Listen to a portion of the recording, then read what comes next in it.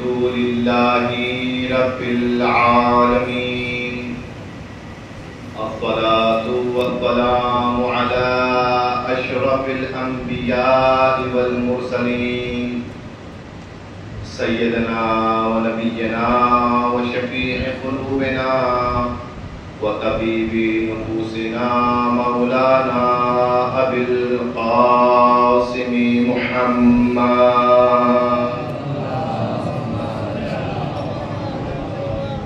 وعلى عترته الأطيبين الأطهرين المعصومين المظلومين ولعنة الدائمة على أعدائهم أجمعين من يوم عداوتهم إلى قيام يوم الدين أما بعد قال الله الحكيم في كتابه الكريم بسم الله الرحمن الرحيم كل من عليها فان ويبقى وجه ربك ذو الجلال والإكرام فبأي آلاء ربكما تكذبان صلوات محمد. ایک مرتبہ سورہ الحمد، 3 مرتبہ سورہ اخلاص کی تلاوت فرما کر مرحوم و مقبول ساجد علی ابن ذوالفقار حسین کی روح کو اظہار پڑھیں بآواز بلند.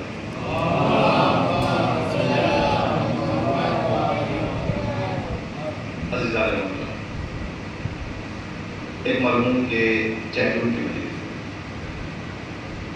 اور عنوان موت ہے. ایک انسان اس دنیا سے چلا گیا. ایک انسان نے خدا کی جانب سفر کر لیا اور اس کے لیے اس کے سارے ثواب کے لیے امراض جمع ہوئے. موت جیسا کہ ہم لوگ سنتے ہیں ظاہراً ایک بہت زیادہ چبھنے والا لفظ نظر آتا ہے. ایک ایسا لفظ کہ جسے سننا انسان پسند نہیں کرتا. ایک ایسا لفظ کہ جو معاشرے میں جیسے ہی انسان کے کانوں تک پہنچتا ہے انسان گھبرا جاتا ہے، پریشان ہو جاتا ہے، خوف زدہ ہو جاتا ہے. کیوں؟ اس لیے کہ مرنا کوئی نہیں چاہتا، موت کسی کو پسند نہیں. اور اسی کا تذکرہ پروردگار عالم نے کیا ہے. جس سورے کی آیت میں نے آپ کی خدمت میں پیش کی، کلو من علیہا فان وَيَبْقَى وَجْهُ رَبِّكَ ذُو الْجَلَالِ وَالْإِكْرَامِ فَبِأَيِّ آلَاءِ رَبِّكُمَا تُكَذِّبَانِ. اس آیت سے آپ پہچانیں گے کہ کون سا سورہ ہے؟ سورہ رحمان. سورہ رحمان ہے کہ جس میں پروردگار عالم نے تمام اپنی نعمتوں کا ذکر کیا ہے. سورہ رحمان کیا ہے؟ سورہ رحمان میں کیا موضوع ہے؟ اللہ کس بات کو بتانا چاہتا ہے؟ مفہوم کیا ہے؟ مفسرین کہتے ہیں کہ سورہ رحمان میں پروردگار عالم نے اپنی نعمتوں کا ذکر کیا ہے. جو نعمتیں اس نے حاصل کی ہے. الرحمن بسم اللہ الرحمن الرحیم. الرحمن علم القرآن خلق الانسان علمہ البیان الشمس والقمر بحسبان. تمام تذکرے نعمتوں کے شروع ہو گئے. سورج بھی اس کی نعمت ہے، چاند بھی اس کی نعمت ہے، زمین بھی اس کی نعمت ہے، آسمان بھی اس کی نعمت ہے. یہ تمام دنیا میں جو رزق تم کھاتے ہو یہ بھی اس کی نعمت ہے، پانی بھی اس کی نعمت ہے، دریا بھی اس کی نعمت ہے. ان تمام نعمتوں کے درمیان اللہ نے موت کا تذکرہ کیا. موت کا تذکرہ ان تمام نعمتوں کے درمیان پروردگار کر کے بتانا چاہتا ہے کہ تمہاری نظر میں موت زحمت کا نام ہے، قدرت کی نظر میں موت نعمت کا نام ہے. تم موت کو مصیبت سمجھتے ہو مگر پروردگار موت کو نعمت کہہ رہا ہے. کل من علیہا فان. ہر جاندار کو فنا ہونا ہے. ہر جاندار کو فنا ہونا ہے.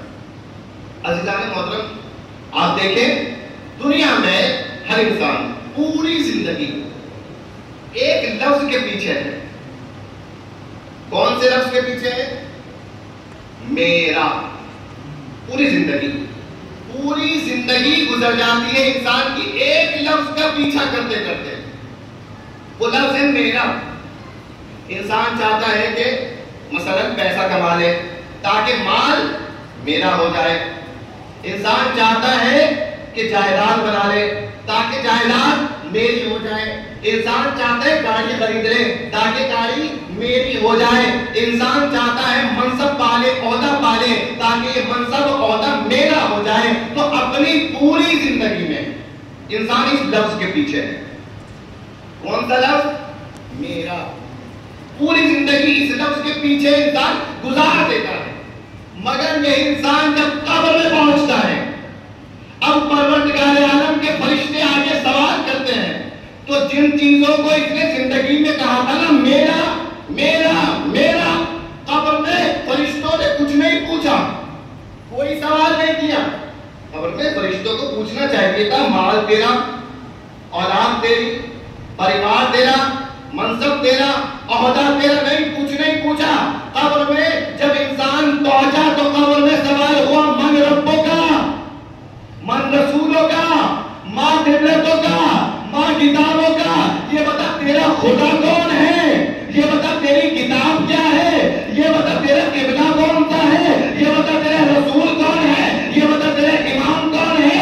اب انسان کو پتا چلا کہ میں زندگی میں جن چیزوں کو میرا کہہ رہا تھا وہ میری نہیں تھی. قبر میں جن چیزوں کے بارے میں پوچھا گیا یہ میری تھی. توجہ تو نہیں ہے کیا؟ قبر میں جن چیزوں کے بارے میں سوال ہوا یہ میری تھی، مگر میں نے یہ زندگی میں اپنا نہیں سمجھا. پہلی کلاس اطفال کی کلاس میں اگر آپ دنیات میں اپنے بچوں کو بھیجیں، مکتب میں بھیجیں، تو اطفال میں ابتدا کے 4 یا 5ویں صفحے پر یہ سبق پڑھایا جاتا ہے. اطفال کے بچوں کو کیا؟ اللہ ہمارا خدا ہے، قرآن ہماری کتاب ہے، کعبہ ہمارا قبلہ ہے، حضرت محمد مصطفیٰ صلی اللہ علیہ وآلہ وسلم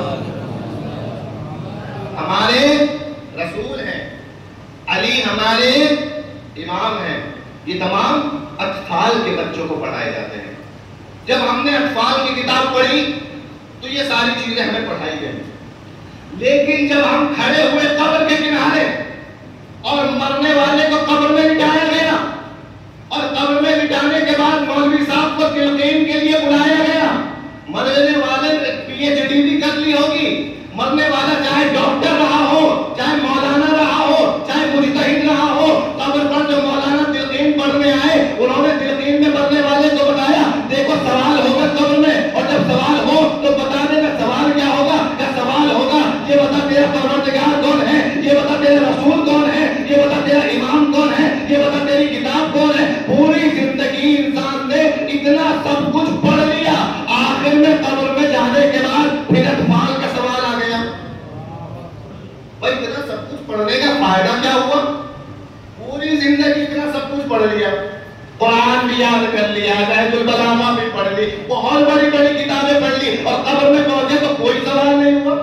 سوال ہوا تو اطفال کی کتاب کا سوال ہوا، بتا تیرا خدا کون ہے، تیرے امام کون ہے، تیرا رسول کون ہے. تو میں پوچھنا چاہوں گا پروردگار ہم نے اتنا علم حاصل کر لیا، اتنی نالج ہمارے پاس آ گئی، یہ جو اطفال میں پڑھایا گیا تھا یہی سوال قبر میں دوبارہ کیوں ہوا؟ اللہ بتائے گا، اللہ جواب دے گا نادان تجھے پتا نہیں ہے، یہ پڑھا تو اطفال میں دیا گیا تھا مگر اطفال کے لیے نہیں تھا. اگر کسی انسان نے اسے اپنی زندگی کا ذخیرہ بنا لیا، وظیفہ بنا لیا، تو یہی سوال دنیا میں بھی کام آئیں گے، یہی سوال قبر میں بھی کام آئیں گے، یہی سوال محشر میں بھی کام آئیں گے. یہ سوال ظاہراً آسان سوال تھے، مگر قبر میں جب انسان پہنچے گا اسے یہ سوال بڑے مشکل نظر آئیں گے. کیوں مشکل نظر آئیں گے سوال؟ آپ بتائیے، یہ سوال آپ کسی سے بھی پوچھیے ہر کوئی جواب دے دے گا اور بطور احسن جواب دے گا. تو قبر میں کیسے مشکل ہو جائیں گے؟ قبر میں مشکل اس طریقے سے ہو جائیں گے کہ لفظی طور پر جواب دینا آسان ہے، عملی طور پر جواب دینا مشکل ہے۔ جب قبر میں فرشتے پوچھیں گے کہ تیرا پروردگار کون ہے، تو مردہ کہے گا، مرنے والا کہے گا میرا پروردگار اللہ ہے، میرا خدا اللہ ہے۔ میرا لفظ کو توجہ سے سنیے گا، شروع میں انسان کس چیز کو میرا کہتا تھا، قبر میں کہے گا میرا خدا اللہ ہے۔ تو فرشتے پوچھیں گے یہ بتا، تو قبر میں بتا رہا ہے اپنی زندگی میں کیا تو نے اللہ کو اپنا سمجھا تھا؟ اب انسان کہے گا میری کتاب قرآن ہے، فرشتے پوچھیں گے نا بتا تو نے قرآن کو کیا اپنا سمجھا؟ ہم کہیں گے ہمارا رسول ہمارے نبی پیغمبر اکرم ہے، کیا بتا تو نے زندگی میں انہیں اپنا سمجھا؟ کیا ہمارا دین اسلام ہے، کیا بتا اسلام کو اپنا سمجھا؟ کیا بتا علی کو اپنا سمجھا؟ کیا نہیں سمجھا؟ اگر سمجھا ہوتا تو کیا ہوتا؟ کیا اگر تو نے اپنی زندگی میں اللہ کو اپنا سمجھا ہوتا تو اللہ کے احکام پر عمل کرتا، وہی پروردگار تیری زندگی بھی بہتر بناتا، قبر کے مراحل بھی آسان کر دیتا۔ تو نے اگر اپنی زندگی میں قرآن کو اپنا سمجھا ہوتا، یہی قرآن تیری زندگی میں بھی برکت دیتا، تیری قبر کو بھی نورانی کر دیتا، تجھے محشر میں بھی جہنم سے بچا لیتا۔ تو نے اگر دنیا میں رسول کو اپنا سمجھا ہوتا تو رسول کی اطاعت کرتا، اور یہی اطاعت رسول تیرے لیے قبر میں بخشش کا ذریعہ بنتی۔ اسی طریقے سے تو نے اگر اماموں کو اپنی زندگی میں اپنا امام سمجھا ہوتا تو زندگی میں ان کی اطاعت کرتا، قبر میں شفاعت ملتی، محشر میں جنت ملتی۔ صلوات پڑھے محمد و آل محمد پر۔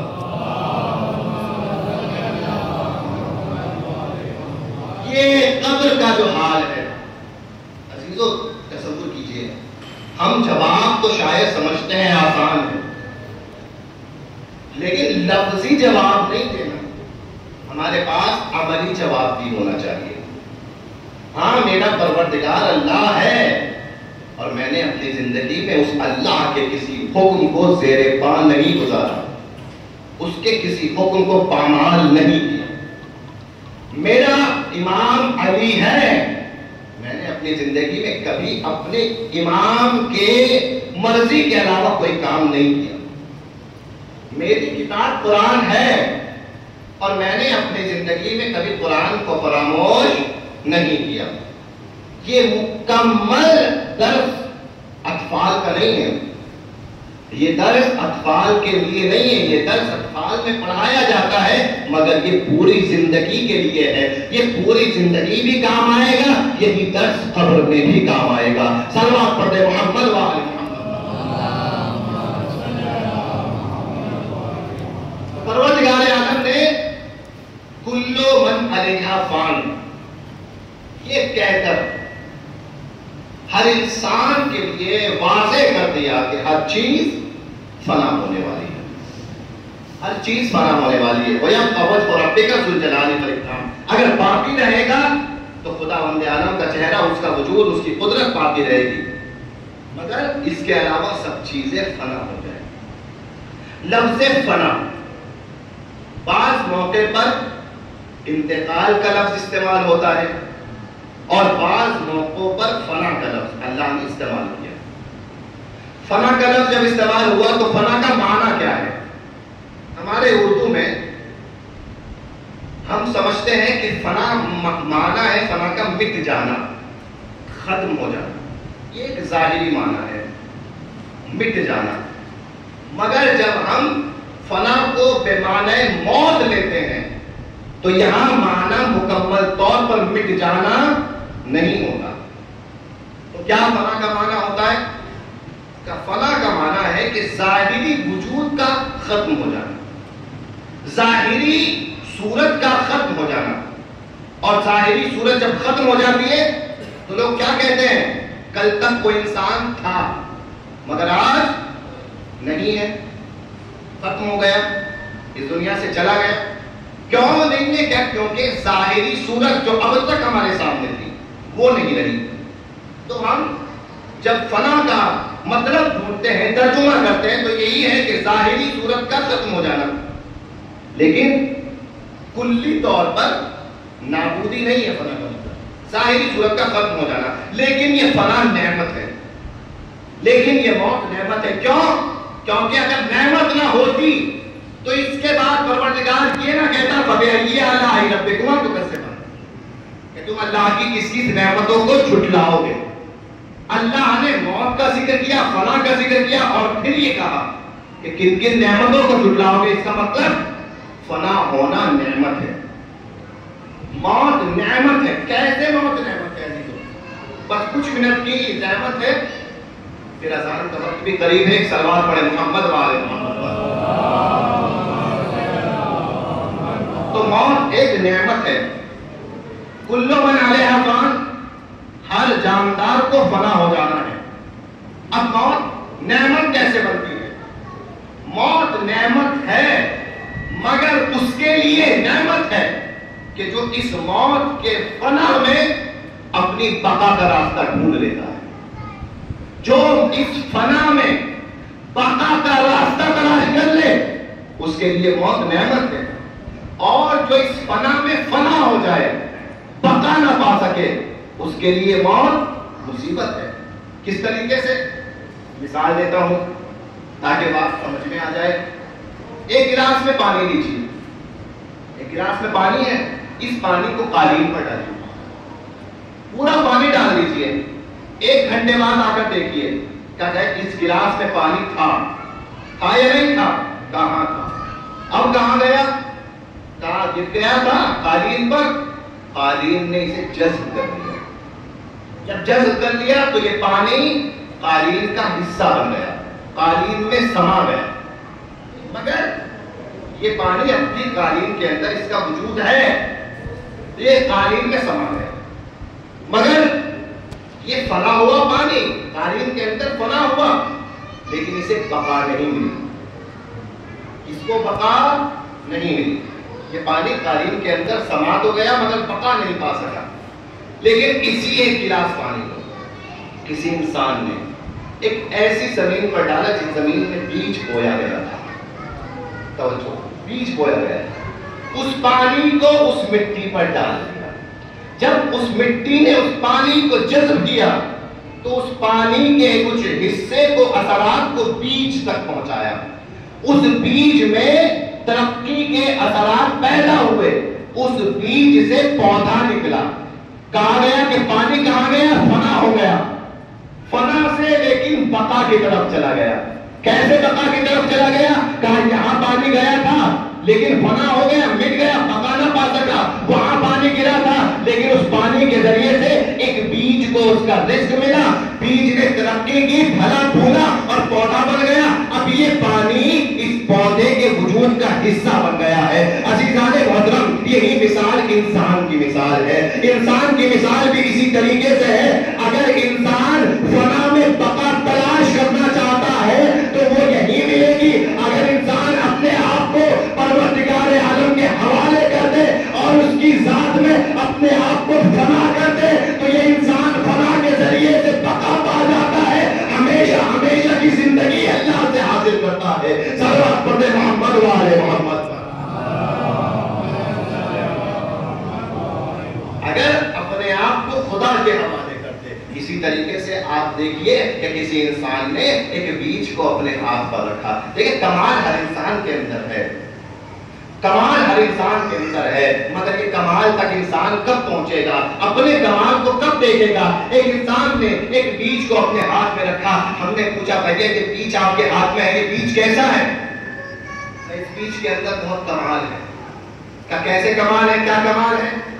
دیکھیے غور سے، اس بیج کے اندر ایک درخت ہے، اس درخت پر پھل لگے ہوئے ہیں، اس درخت پر پھل لگے ہوئے ہیں.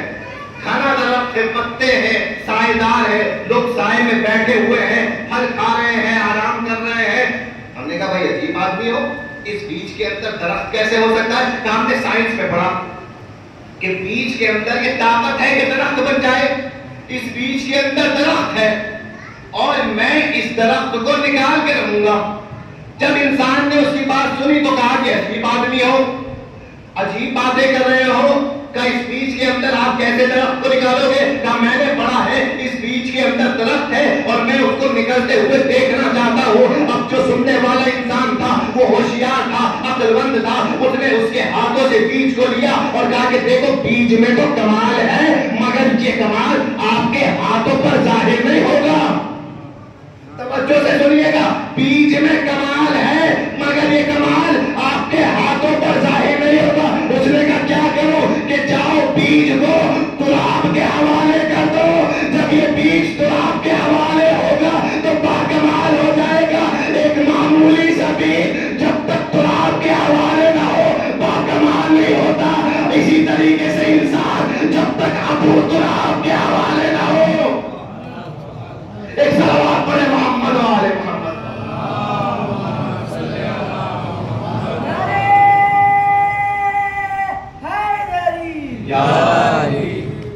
اسی طریقے سے اگر انسان کو کمال دیکھنا ہے اپنے آپ کو ابو تراب کے حوالے کرے, پھر اس کی زندگی کمال کی طرف آگے بڑھتی ہے, پھر اس کی زندگی بقا کی طرف آگے بڑھتی ہے.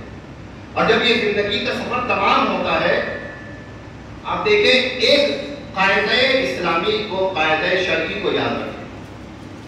ہم سب حساب و کتاب میں بہت ماہر ہیں, اور یہ پیغام دے رہا ہوں, حساب و کتاب میں ہم سب ماہر ہیں. استاد بیٹھے ہوئے ہیں اور جزارت ہے. حساب و کتاب ہر انسان جانتا ہے. جس چیز کا حساب و کتاب آپ کو رکھنا ہو رکھیں, مگر دو چیزوں کا حساب کتاب کبھی اپنے پاس مت رکھنا. یہ اسلام کا نظریہ ہے. دو چیزوں کا حساب کتاب کبھی اپنے پاس مت رکھیے. ایک تو اپنی نیکیوں کا حساب کتاب نہ رکھیے, اور ایک دوسرے کے گناہوں کا حساب کتاب. یہ حساب کتاب اپنے پاس نہ رکھیے. باقی جس کا حساب رکھنا ہو رکھیں, لیکن اپنی نیکیوں کا حساب نہ رکھیں, دوسرے کی برائیوں کا حساب نہ رکھیں. کیوں؟ اس وجہ سے کہ پروردگار کہہ رہا ہے کیا پتا تم جن چیزوں کو اپنی نیکیوں میں گن رہے ہو اللہ نے اسے قبول نہ کیا ہو, اور ہو سکتا ہے تم جس چیز کو سامنے والے کے لیے گناہ سمجھ رہے ہو اللہ نے اسے معاف کر دیا ہو. ہمارے پاس علم غیب نہیں ہے, ہمارے پاس الہی علم نہیں ہے. لہذا حساب و کتاب ان دو چیزوں کا نہ رکھیں, اپنے نیک اعمال کا حساب و کتاب نہ رکھیں, اور دوسروں کے برے اعمال کا حساب و کتاب نہ رکھیں. کیوں؟ جیسے ہی انسان اس دنیا سے جاتا ہے وہ انسان کیا کہلاتا ہے؟ پھر اس انسان کو کیا کہتے ہیں؟ جیسے انسان اس دنیا سے گیا لوگوں نے کیا کہا؟ مرحوم.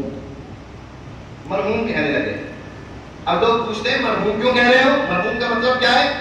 کہ مرحوم جس پر اللہ کی رحمتیں نازل ہو رہی ہوں اسے مرحوم کہتے ہیں. یعنی جو اللہ کی رحمتیں پا رہا ہو. آپ پوچھیں گے ہمیں کیسے پتا رحمتیں پا رہا ہے؟ کیا پتا صاحب پا رہا ہو تو مرحوم کیوں کہہ رہے ہیں؟ بھائی سب کو مرحوم کہہ دیا ہم نے. کوئی بھی اس دنیا سے گیا شیعہ نے حیدر کرار میں ہم نے کہا مرحوم ہو گئے, مرحوم ہو گئے, مرحوم ہو گئے.